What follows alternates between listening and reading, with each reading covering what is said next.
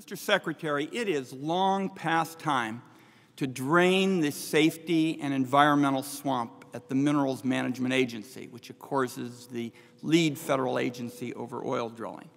Now, my view is that this agency has been in denial about safety problems for years, and as recently as last week, a 30-year veteran of the agency who just left in January told this committee that the agency has been a safe, effective, and independent regulator of the oil and gas industry, and he questioned the agency's critics for shining a hot light on the agency.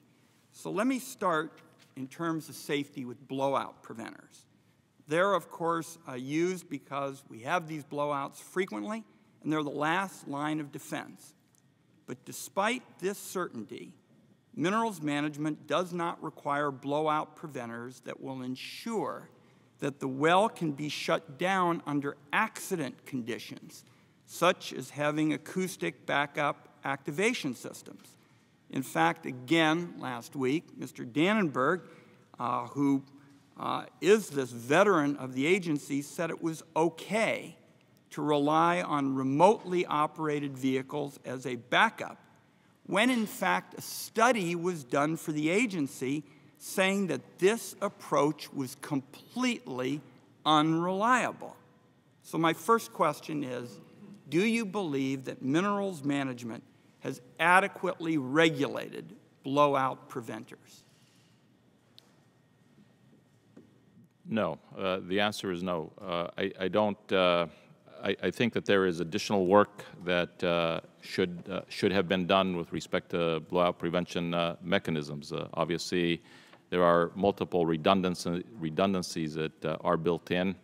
This incident should never have happened because of the fail-safe kinds of procedures and redundancies that are in place. But it did happen when Senator Wyden, you take a look at this blowout prevention mechanism itself, you will find that this mechanism has 3 pipe rams. It has a shear ram. It has a blind ram. It has 2 annular rams. It has a number of different redundancies that were built in to keep this kind of incident from happening again. But it should never even have gotten there because the blowout itself should never have happened in the first place.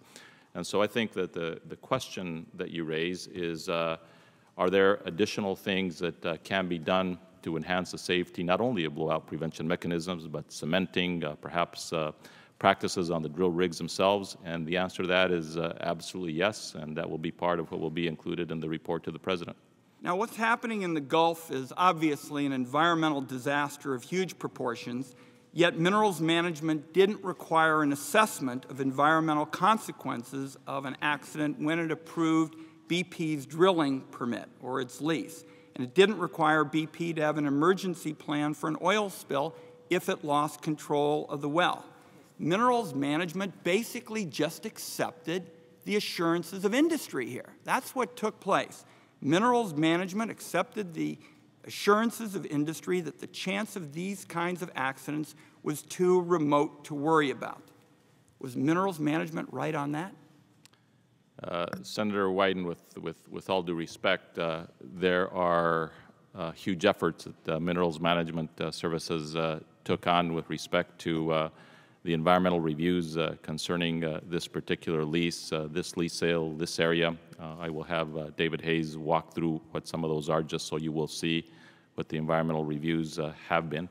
In addition to that, the conclusion that this is an unregulated industry is not correct. It is a very highly regulated industry. And when you look at our regulatory mechanism here in the United States and compare that to the rest of the world, we have one of the most regulated industries in the world. Now, that doesn't mean there isn't room for improvement, whether it's with the blowout preventers or other parts of the OCS development.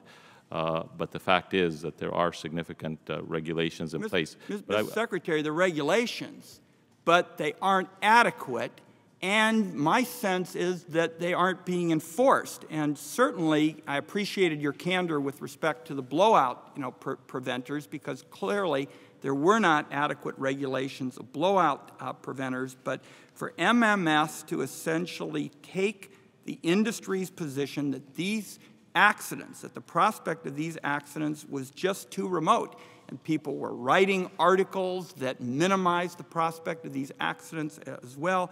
My view is that they shouldn't have made those judgments. And this is now going to be an opportunity for you to drain the environmental and safety swamp. I commend you for what you've done on the financial side. And we have worked closely on that because those practices were outrageous. But we got to play catch-up ball in a hurry with respect to the environmental and safety area because the regulations that are there have not been adequate and minerals management hasn't done its job. Thank you, Mr. Chairman. If I may just respond to that, and I do want David to respond to the notion that there were not environmental reviews here. There is a very robust regulatory mechanism in place. We have asked the Congress for additional inspectors, even in the budget that we submitted some time ago.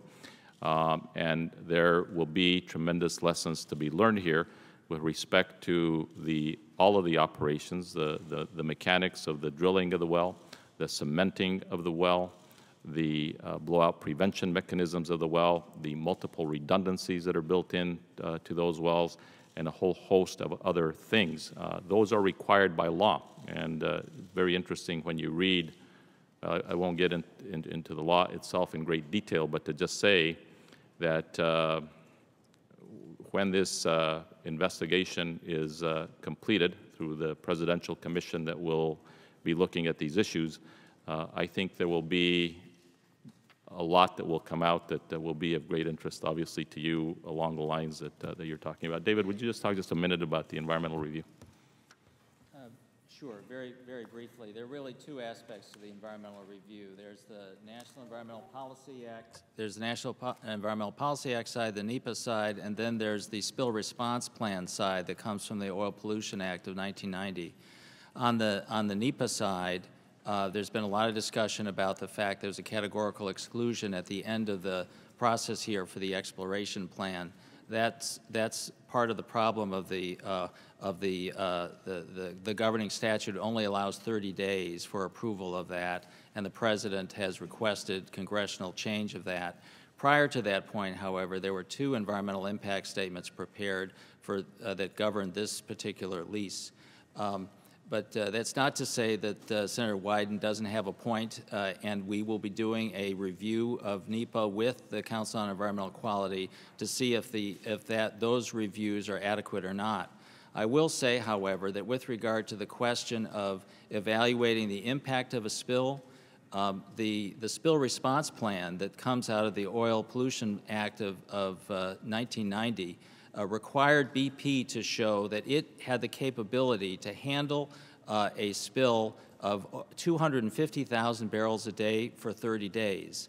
And frankly, it's because that spill response plan was so robust and was in place that we've been able to mobilize in the Gulf the effort that has been mobilized. Do you think the procedures are adequate, Mr. Hayes? That's really the question.